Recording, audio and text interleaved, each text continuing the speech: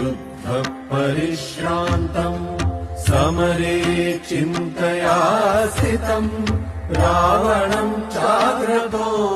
दृष्ट्वा युद्धाय समुपस्थितम् दैवतैश्च समागम्य द्रष्टुमभ्यागतो रणम् उपागम्य ब्रवीद्राममगस्त्यो भगवान् ऋषिः राम राम महाबाहो शृणु गुह्यम् सनातनम्